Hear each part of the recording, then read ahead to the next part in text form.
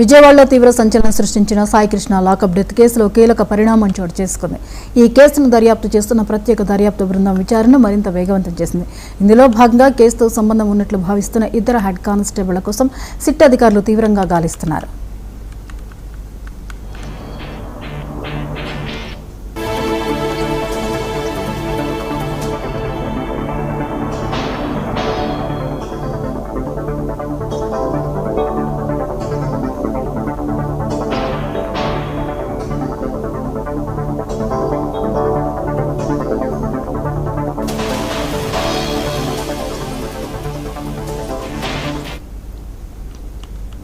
సాయికృష్ణ మృతికి దారితీసిన పరిస్థితులపై సిట్ అధికారులు విచారణ జరుపుతున్న క్రమంలో సదరు పోలీస్ స్టేషన్కు చెందిన ఇద్దరు హెడ్ కానిస్టేబుళ్ల పాత్రపై బలమైన అనుమానాలు వ్యక్తమయ్యాయి.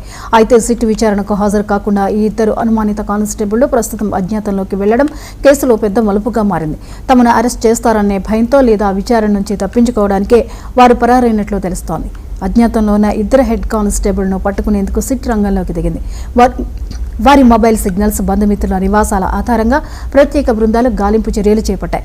లాకప్ డెత్ ఘటన జరిగిన రోజు ఏం జరిగిందనే కోణంలో ఇప్పటికే స్టేషన్ సిబ్బందిని, రికార్డులను సిట్ పరిశీలించింది. పరారైన కానిస్టేబుల్ దొరికితేనే ఈ కేసులో మరిన్ని అసలు నిజాలు బయటకు వచ్చే అవకాశం ఉంది.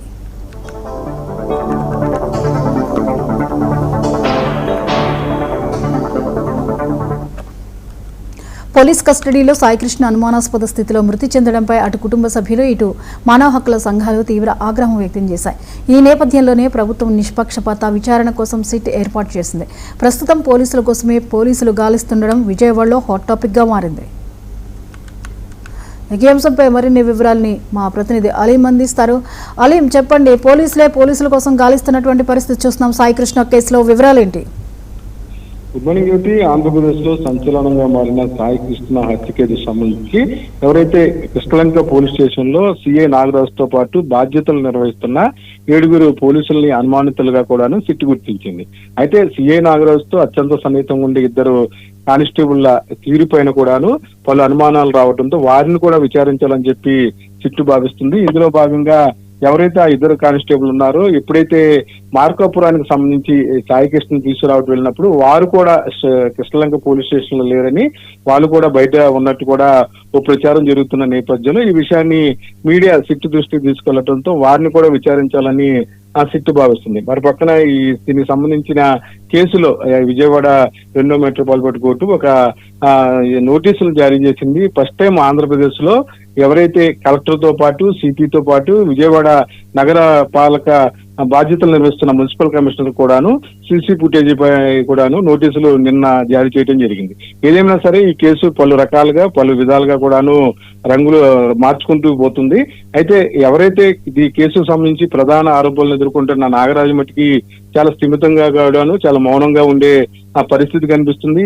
బలమైన ఏదైతే సాక్ష్యాలతో కూడాను ఆ రోజు స్టేషన్ లో సాయికృష్ణ మృతికి కారణం సిఐ నాగరాజు అని చెప్పేసి కూడాను ఒక ఎస్ఐ చెప్పడం, మరో పక్కన మరో మహిళా కానిస్టేబుల్ కూడాను సిట్కి ఆధారాలతో సాగుకోవడం ధృవీకరించడం జరిగింది. అయితే ఈ అంశంలో నాగరాజుతో పాటు ప్రమేయం ఉన్న ఇద్దరు కానిస్టేబుల్ అప్స్టాండింగ్ అవటం, వారెవరు కూడాను ప్రస్తుతం స్టేషన్ కి అందుబాటులో రాకపోవడం పైన సిట్టు వారి ప్రమేయం కూడా ఇందులో ఏమైనా ఉందనే కోణంలో కూడాను ఆ దర్యాప్తును ముమ్మరం చేసింది. రాజమండ్రి సబ్ జైల్లో ఉన్న నాగరాజు ఏదైతే 15 రోజుల రిమాండ్ తర్వాత కూడా తిరిగి కస్టడీ తీసుకొని విచారించే అవకాశం ఉన్నట్టుగా తెలుస్తుంది. అయితే లాకప్ డెత్, కస్టడీ డెత్ సంబంధించి కూడాను అటు హైకోర్టులో కూడా మిస్సింగ్ అయినట్లుగా చూపించడం తప్ప చనిపోయినట్లు కూడాను చెప్పలేదు. ఈ నేపథ్యంలో హైకోర్టు కూడాను ప్రభుత్వ తీరుపై సీరియస్ అయింది. ఖచ్చితంగా దీనికి సంబంధించి ఆరోపణలు ఎదుర్కొంటున్న నాగరాజు ఏం మాట్లాడాడు, అసలు ఎందుకు చేశాడని దాని మీద కూడాను హైకోర్టు చాలా సీరియస్ గా విచారణ జరపాలని చెప్పి కూడాను ఆదేశించింది. ఈ నేపథ్యంలో సాయికృష్ణ మృతికి సంబంధించి ఏదైతే జరుగుతున్న ఆ విచారణలో చాలా మంది ప్రమేయం ఉన్నట్లు కూడాను ఆరోపణలు వస్తున్నాయి.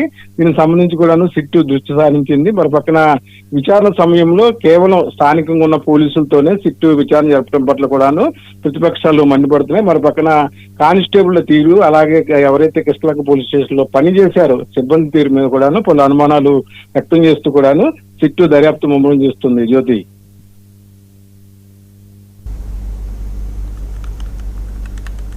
Thank you Aleem.